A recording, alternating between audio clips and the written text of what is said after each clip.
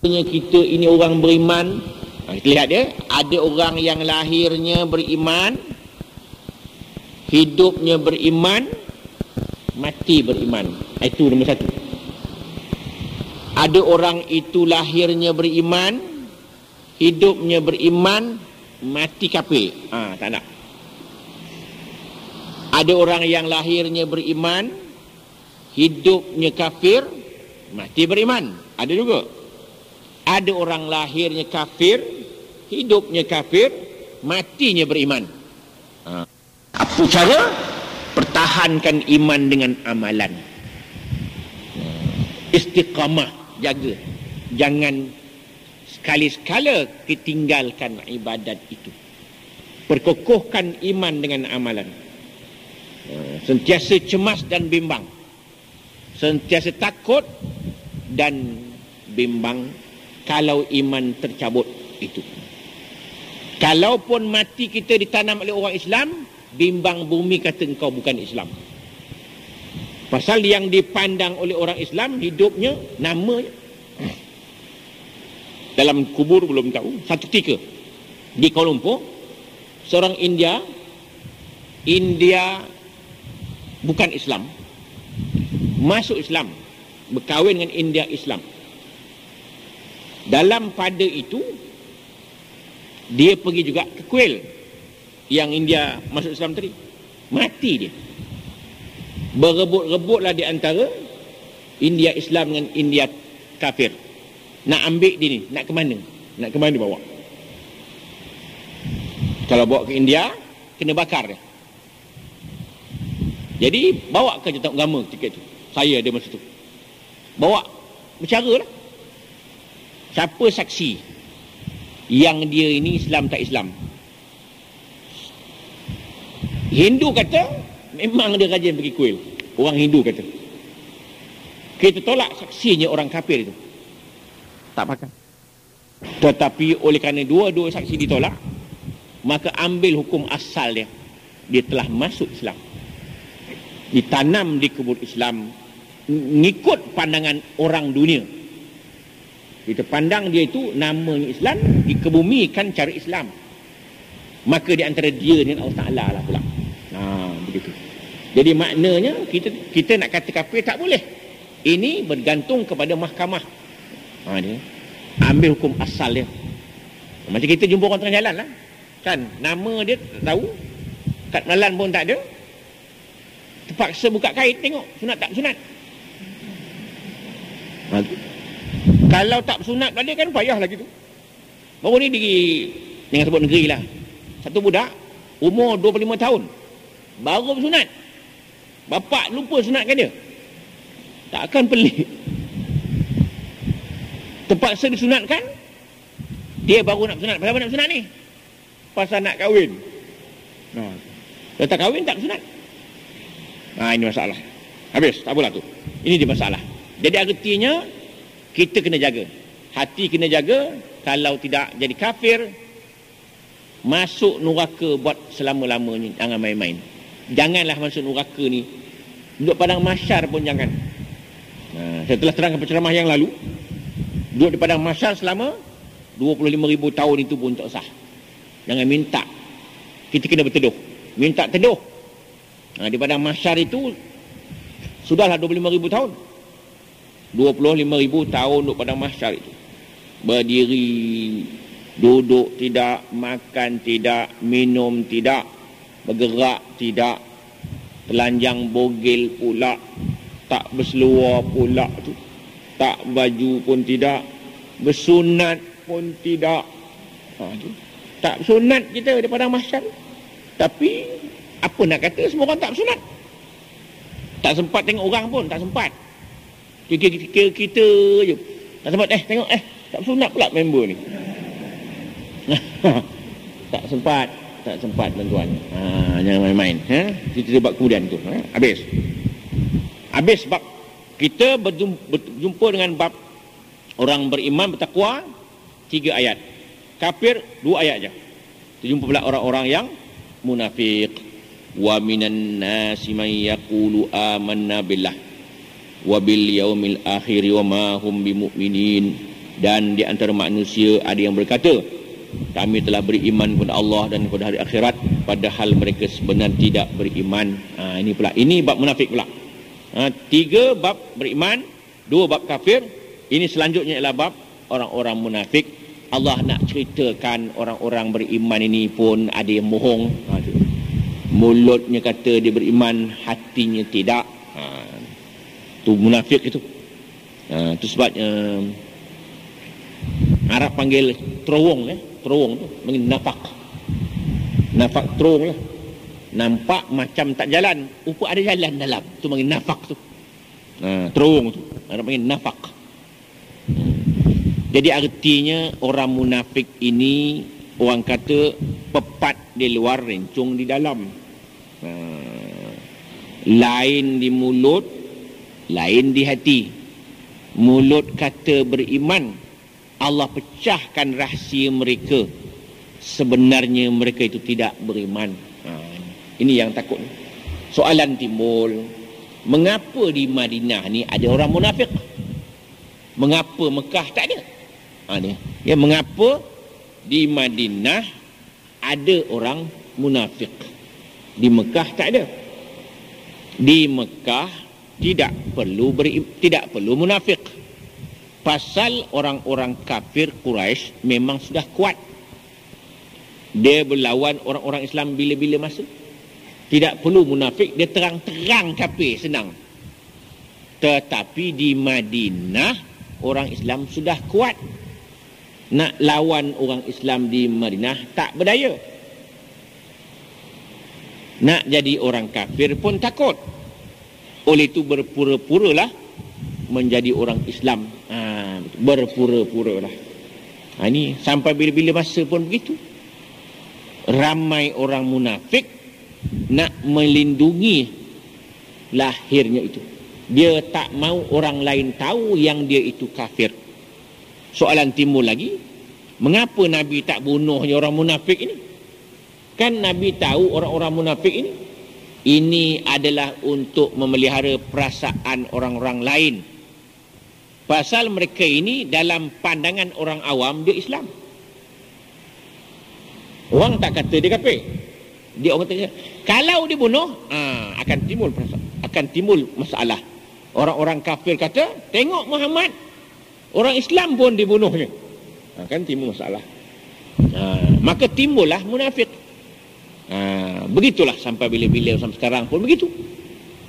Dia tidak sokong, tapi disokong juga dengan mulutnya. Diangkatnya bendera macam-macam untuk menyokong, hati tak menyokong. Sekian maklumkan. Begitulah tuan-tuan. Artinya orang-orang munafik ini dia berimanlah katanya kepada Allah, beriman dengan hari kiamat, hati tak beriman dia.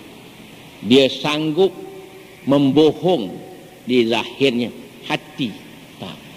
Maka orang yang munafik itu kan sakit hatinya itu. Sakit, tak bersamaan zahir dan batin. Ginilah macam orang menipu lah.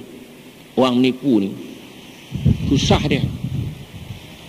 Untuk orang bersalah kan susah. Saya tanya oleh polis yang jaga airport tu, nak nangkap orang dadah tu, bagaimana boleh tangkap orang-orang yang bawa dadah tu? Siapa tahu? Kadang-kadang anjing pun tak ada. Senang dia tengok yang lalu. Lain jalan dia. Tak selesa nampak. Kan dah senang tangkap. Maknanya orang bersalah itu tak tenang dalam.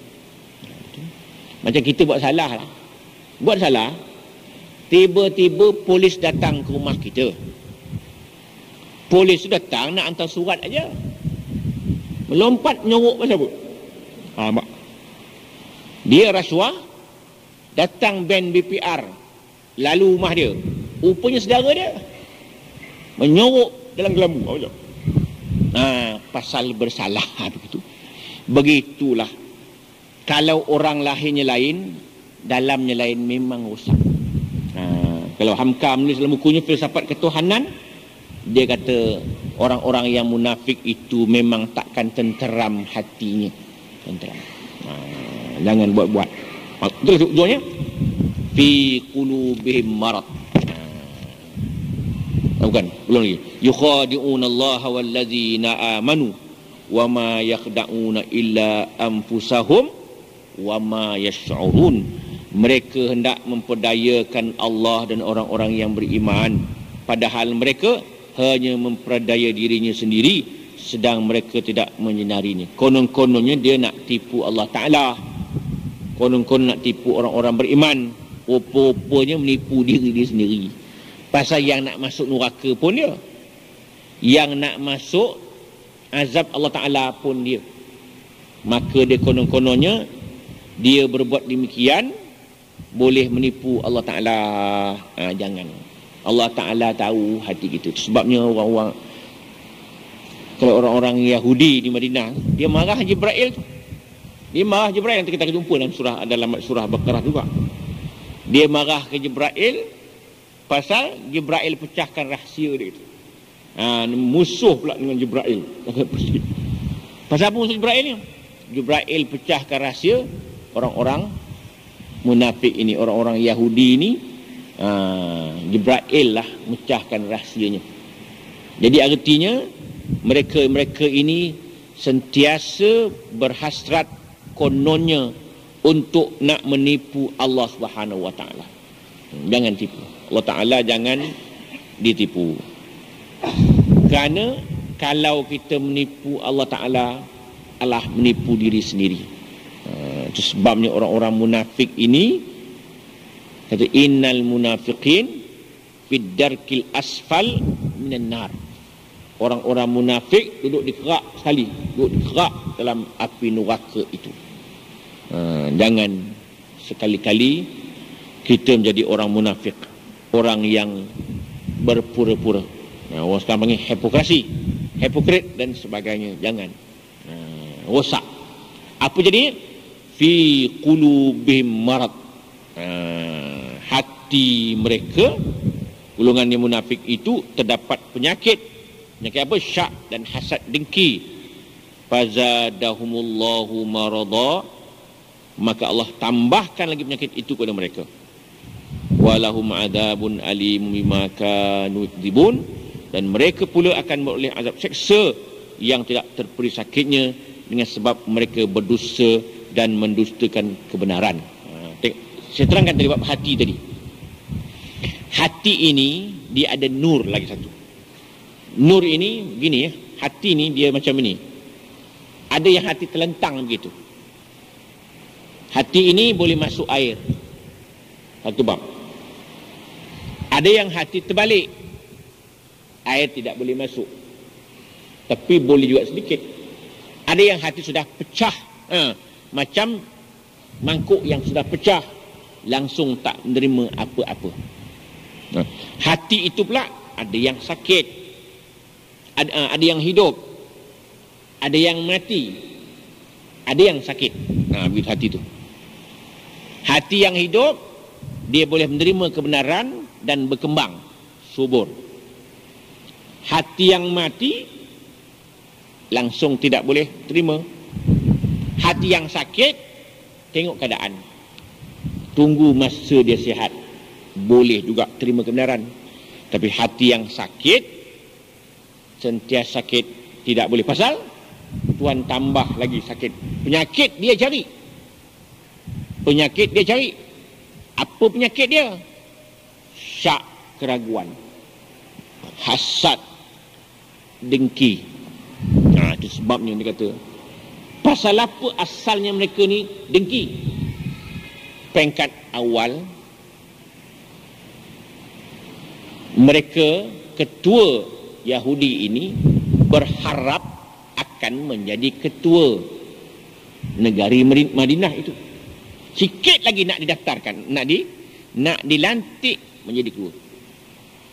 Abdullah bin Ubay bin Salul itu. Sikit lagi. Artinya kalau lambat sikit Nabi masuk, dia dah jadi ketua dah. Tetapi apabila Nabi sampai, dia pun tak terlantik menjadi ketua di Madinah itu. menimbulkan rasa dengki, kerana dia tidak dapat beza di antara kenabian dan ketua itu. Jadi artinya mereka menganggap bahawa kedatangan Nabi itu menyebabkan dia tak dapat jadi ketua. Itu dengki. Apabila dengki, hati sudah sakit, maka dibuatlah bermacam-macam fitnah, bermacam-macam masalah untuk memburukkan dan memusuhi Nabi kita Muhammad sallallahu alaihi wasallam. Ini lagi sakit, lagi sakit, lagi sakit. Tiba-tiba perkembangan Islam meluas. Dibuatlah macam-macam taktik untuk membunuh Nabi kita Muhammad sallallahu alaihi wasallam. Ini akibat hati sudah sakit. Tuan-tuan lihat ya. Satu hari Nabi duduk di bawah kota ni. Orang Yahudi ambil batu, lepaskan di bawah tu. Kalau kena mati dah. Tapi Allah Ta'ala Maha berkuasa. Batu yang campak tu melayang-layang gitu batu. Dia pula yang terjun. Dia sampai dulu pada batu tu. Minta maaf aku ya Rasulullah, aku tak buat itu. Nampak? Dia buat macam-macam. Ini. Dia hati sakit, macam-macam dia boleh buat. Ini dia. Itu sebabnya hati kita ini kita kena jaga. Pertama, hati ini hendaklah sentiasa dipupuk dia dengan sifat mahmudah, sifat yang terpuji. Jangan kita layankan sifat-sifat lain itu. Macam riak ya. Riak ini dia memang sentiasa ada. Tiap-tiap orang ada. Standby macam batu yang berapi tu merak. Ada tunggu angin tiup aja merak. Tapi dia ada. Kita sayang rumah, bayang. Kerana Allah Ta'ala ni. Bukan kerana orang, memang Allah Ta'ala. Tiba-tiba orang datang. Assalamualaikum. Tu diam je. Kan? Kita pun sembahyang, tak jawab. Sembahyang. Sembahyang duha tadi tu. Nampak? Kalau kita menyebut itu kerana Allah Ta'ala, sebab lain. Kalau saya nak petunjuk, itu bahaya. Dah riak tu. Itu sebab dalam sembahyang tahajud, setelah sembahyang malam, kita sunat tidur. Pesan yang tahajud gini cari jalannya. Siang tidur sebelum zuhur. Kalau pasal niat nak bangun malam. Kurangkan kerja berat kalau nak niat bangun malam. Itu cara dia. Tidur awal dan bangun. Selepas sembahyang tahajud dan wirid sedikit, menjelang subuh tidur dan bangun subuh nanti. Pasal apa begitu? Supaya mata ni tidak merah. Mata tidak merah. Pasal apa mata merah apa salah? Nanti besok orang tanya, merah mata Ustaz? Tadi sembahyang tahajud. Jangan main-main. Nampak tak? Sebenarnya kadang-kadang kita bukan niat nak dibimbangkan. Dibimbangkan kalau kita cakap terasa nak menunjuk. Itu sebabnya dipesankan sembahyang qiyamul lail malam-malam ramai-ramai ni kita buat sederhana je. Tak sembahyang tasbih. Sembahyang tasbih lepas isyak. Mengapa perlu sembahyang tasbih waktu subuh-subuh tu? Sembahyang tasbih lepas maghrib pun boleh, lepas zuhur pun boleh. 10 pun boleh. Ini dibuatnya pukul 3 pagi. Yang nak mayang ni bukan biasa sembahyang malam pun. Main tasbih subhanallah alhamdulillah Allah akbar 10 kali. Ada yang tak bangun-bangun. Terlalu lama dia sujud. Rupa-rupanya menengkur langsung kawan. Yang menjadi masalah ialah imam kata nanti kalau sujud akhir tak payah makmum baca subhanallah 10 kali. Biar dia yang baca. Kan bahaya lagi tu. Maka imam pun bacalah subhanallah walhamdulillah Allah akbar kuat-kuat. Ini sembahyang mana pula dapat ni? Yang membaca tasbih sujud tu kuat-kuat, kan perlahan. Dan makmum pula tak boleh baca. Maka imam pun baca dengan lagu yang biar makmum nangis. Kan salah tu. Subhanallah, alhamdulillah. Habis menangis belaka. Makmum pun menangis. Oh, bagus qiyamul lail tu. Menangis habis. Iyalah. Kadang-kadang orang dia menangis, dia pun tak tahu mengapa dia menangis. Mengapa menangis ni? Orang lain menangis, aku menangis lah, dia kata. Dia pun tak tahu mengapa dia menangis. Kan maka batal semayang imam itu. Pasal dia berniat bukan nak tasbih. Dia berniat supaya makmum menangis. Dia bacanya surah itu untuk orang menangis. Bismillahirrahmanirrahim. Apa siapa wah gitu. Tak perasan kita makmum imam sudah batal semayang, berniat untuk makmum menangis. Kan timur riak tu. Ini dia. Ini kita nak jaga sifat. Kadang-kadang perasan sifat mahmudah tu kena jaga. Sifat madmumah itu jaga, tertolak. Ini cara tu. Ini masalah kadang-kadang remeh-remeh je. Kita tak perasan. Tengok-tengok di padang mahsyar nanti, pahala tak ada. Mayang malam tak ada. Pasal nak tunjukkan pada orang kita semayang malam itu bahaya. Itu sebabnya Nabi kata, yang masuk surga itu satu orang daripada 1000 orang, macam itulah. Ini yang kita nak jaga betul-betul, nak pasti betul-betul. Walahum adabun alimun bima kanu yakdzibun. Dan mereka pula akan beroleh azab, siksa yang tidak terperi sakitnya, dengan sebab mereka berdusta dan mendustakan kebenaran. Kebenaran dia tak boleh tolak kebenaran, akibat hati sudah sakit, tak nampak lagi kebenaran. Macam inilah, macam burung kelawar, kan? Kelawar ke keluar ke? Kelawar. Siang dia tak nampak, malam pula dia nampak. Pasal apa tak nampak siang? Kerana terlalu terang. Terang sangat sampai tak nampak. Maka gelap pula dia nampak. Manusia itu begitulah. Kalau tak mau terima kebenaran, terang macam mana pun dia tolak, dia tak percaya juga. Teranglah 4 hari 4 malam. Saya bertekak seorang cikgu Cina. Cikgu Cina ni kata, Tuhan mana ada? Dia cakap saya tu. Lawan masa mengajar sekolah tu. Saya cerita begini, dunia begini, dunia begitu, begini. Tak nak, dia kata. Tuhan tak nak. Saya tak percaya semua. Lama-lama saya lawan ni. Lawan. Lama-lama dia kata apa? Ini semua Tuhan salah. Kata. Tadi dia Tuhan tak ada. Cikgu saya kata, Tuhan ada tak? Saya sudah silap. Dah. Bermakna hati dia kata Tuhan tetap ada juga. Dia melawan kebenaran. Dia lawan kebenaran. Maknanya siapa-siapa pun tak boleh nak tolak kewujudan Allah Subhanahu wa Ta'ala itu. Jadi kebenaran tetap kebenaran, tetapi hati ini sudah menolak kebenaran.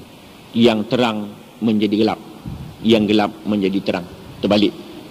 Wa idza qila lahum la tufsidu fil ard qalu innama nahnu muslihun.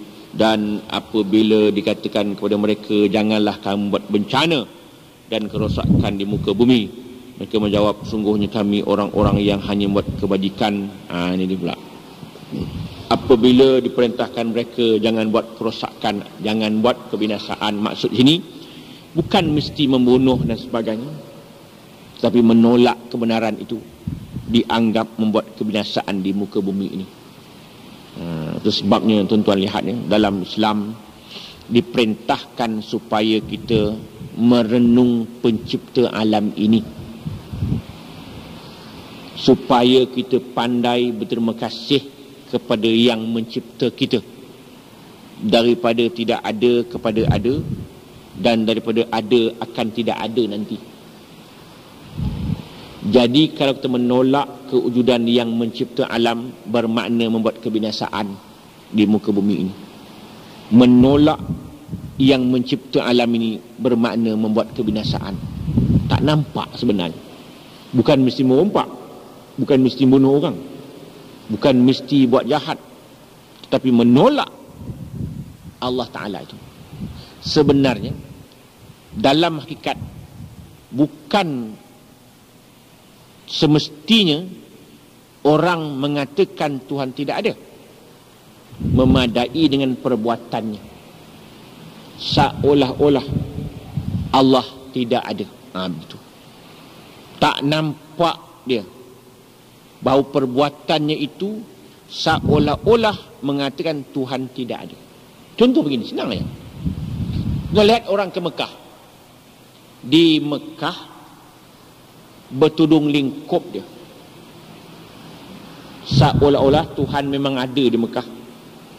Tetapi apabila balik ke Malaysia, dibukanya tudung balik. Tuhan tidak ada lagi di Malaysia ni. Tuhan ada kat Mekah saja. Nampak? Walaupun dia tak kata, perbuatan dia. Itu sebab Nabi sebut, la yasriqu as-sariqu hina yasriq wa huwa mu'min. Tidak mencuri orang mencuri ketika dia mencuri itu dia beriman. Manakala dia beriman dia tak mencuri.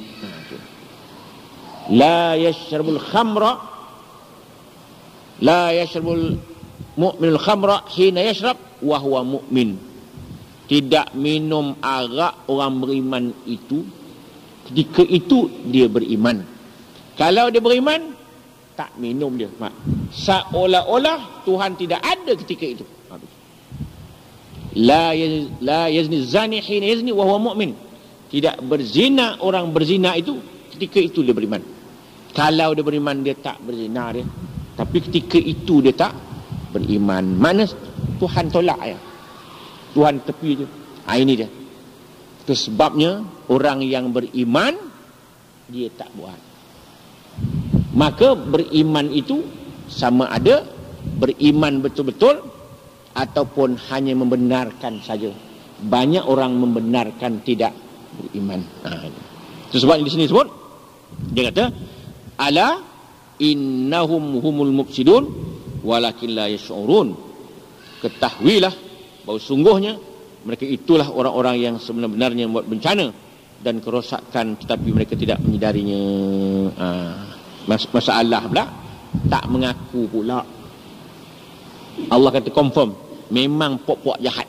Itu Allah dah confirm dah. Dia tak mengaku dia berbuat jahat. Dia kata innama nahnu muslihun. Tak beriman itu pun dia kebaik lagi. Allah tolak pengiktirafan diri mereka. Allah Ta'ala kata, ala, ingatlah, innahum humul mufsidun, orang itulah sesungguhnya yang buat kebinasaan tetapi mereka tidak perasan. Kadang-kadang buat jahat mengaku dia berbuat baik, itu yang payah.